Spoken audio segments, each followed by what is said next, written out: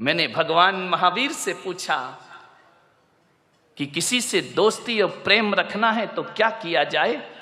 तो भगवान महावीर ने कहा कि दुश्मन को मत मारो, दुश्मनी को मारने का प्रयास करो। यदि दुश्मनी को मार दिया, दुनिया में कोई दुश्मन रह ही नहीं जाएगा। महावीर ने दोस्त को मारने की बात नहीं कही है, दुश्मनी को खत्म करो। ध्यान रखना, रावण को मारना कोई राम का उद्देश्य नहीं था।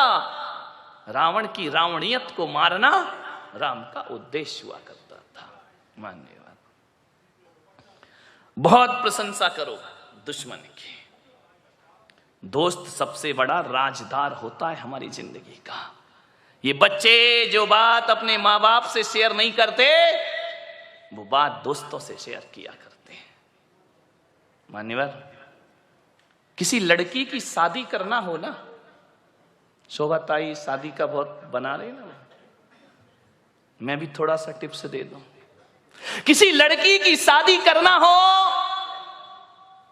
तो लड़की के माता पिता को क्या देखना चाहिए? आप यही देखते ना कितना कमाता है, कौन से जॉब में है, इसका पैकेज क्या है, आप यही देखते हैं। इसकी जाति कौन सी है, आप यही देखते हैं। इसके माता पिता कौन है, परिवार फैमिली बैकग्राउंड क्या है। धोखे में आ जाओगे ये सब देखोगे तो। मैं पुलक सागर कहता हूं, फैमिली बैकग्राउंड अच्छा हो तो कोई जरूरी नहीं कि औलाद अच्छी हो। फैमिली बैकग्राउंड दशरथ का बहुत अच्छा था, लेकिन कैकेयी का चरित्र बहुत गड़बड़ था। ध्यान रखिए, फैमिली बैकग्राउंड अच्छा होने से बेटा अच्छा होगा जरूरी नहीं है। लेकिन मैं पुलक सागर आपको कहता हूं कि आपको यदि अपनी बेटी की शादी करना है, उसके हाथ पीले करना है, उसका रिश्ता लेकर के जाना है, तो ना घर देखना, ना परिवार देखना, ना आप ये देखना कितना कमाता है। आप तो ये देखना कि जिस लड़के से अपनी लड़की की शादी कर रही हूं, उसके दोस्त कैसे हैं, उसके यार कैसे हैं, उसके मित्र कैसे हैं। अरे पिता जैसा है बेटा वैसे ही होगा, कोई जरूरी नहीं है। माता जैसी है बेटा वैसे ही होगा, कोई जरूरी नहीं है। ध्यान रखना। लेकिन ये बिल्कुल जरूरी है कि दोस्त जैसे होंगे लड़का वैसा। दोस्तों का बैकग्राउंड देखो, आप ये देखो किसके साथ उठता है, किसके साथ बैठता है, कहां जा। माँ बाप से छिपके काम करते हैं लड़के, माता पिता को पता नहीं चलता। और दोस्त सड़कों पे बाहर क्या करते हैं। किसी भी बेटी की शादी करो तो लड़के के दोस्तों के बारे में जानकारी जरूर लेना। यदि लड़का अच्छा होगा तो अच्छे लोगों की संगति में उठता बैठता होगा। वो लड़का यदि खराब होगा तो गलत लोगों की संगति में उठता बैठता। आदमी जैसे माँ बाप होते हैं वैसा नहीं होता, जैसे दोस्त होते हैं आदमी वैसा हुआ करता है। ध्यान रखिए। मान्यवर, एक सीख दी है मैंने आपको, इस पर कोई ध्यान नहीं देता है। आप बताइए ना, एक बेटा सही गलत किसकी वजह से होता है? बाप की वजह से, मां की वजह से नहीं मेरे भाई। एक शराबी बाप भी चाहता है कि मेरा बेटा शराब ना पिए। ध्यान रखना। एक जुआड़ी भी चाहता है कि मेरा बेटा जुआ ना खेले। और एक बेश्या भी चाहती है कि मेरी औलाद इस गंदगी में जीवन ना बिताए। ध्यान रखना। एक चोर ने भी ये सपना नहीं देखा होगा कि मेरा बेटा चोर बने।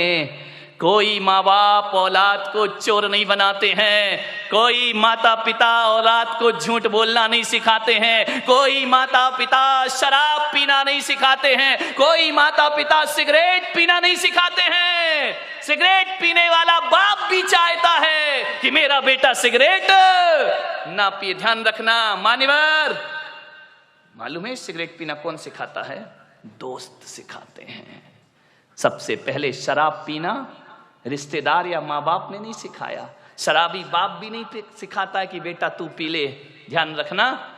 लेकिन सबसे पहले शराब पीना कोई सिखाता है तो दोस्त सिखाया करते हैं। सबसे पहले हाथ में सिगरेट आई तो माँ बाप और भाई के द्वारा नहीं, एक दोस्त के द्वारा हमारे हाथ में सिगरेट आती है। एक दोस्त के द्वारा हमारे जीवन में गलत चीजें आती हैं। और जब आदमी का स्टेटस ऐसा बन गया है, सिगरेट नहीं पिए, शराब नहीं पिए, तो कहते अरे कहां पिछड़ा हुआ आदमी, दुनिया चांद पे पहुंच गई, तू अगरबत्ती में लटका है। ध्यान रखिए मान्यवर, ऐसे बहकाने वाले बहुत मिलेंगे जिंदगी में।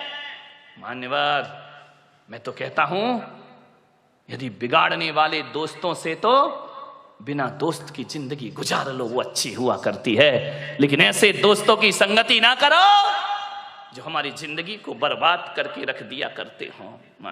आप सोचिए, जीवन में संगति का बहुत असर पड़ता है। एक पानी की बूंद जो आकाश से गिरती है, और यदि वही पानी की बूंद किसी नीम के पेड़ में चली जाए तो उसका स्वाद कैसा हो जाता है मेरे भाई, बताइए। कड़वा हो जाता है। नीम जानते हो?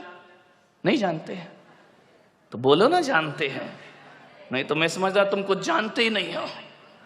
एक नीम के पेड़ में चला जाए तो स्वाद उसका कड़वा हो जाता है। वही पानी की बूंद गन्ने के खेत में चली जाए तो मीठी हो जाया करती है। वही पानी की बूंद यदि केले के पेड़ में चली जाए तो कपूर बन जाया करती है। वही पानी की बूंद यदि सांप के मुख में चली जाए तो हलाहल जहर बन जाया करती है। और वही पानी की बूंद नाली में चली जाए तो गंदी नाली हो जाती है। वही पानी की बूंद यदि समुंदर में गिर जाए तो खारी हो जाती है। और वही पानी की बूंद यदि सीपी के मुंह में चली जाए तो मोती बन करके निखर जाया करती है। बूंद एक ही है।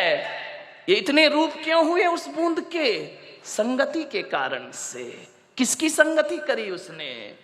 मोती बना सीप की संगति से और जहर बना सांप की संगति से। ध्यान रखना।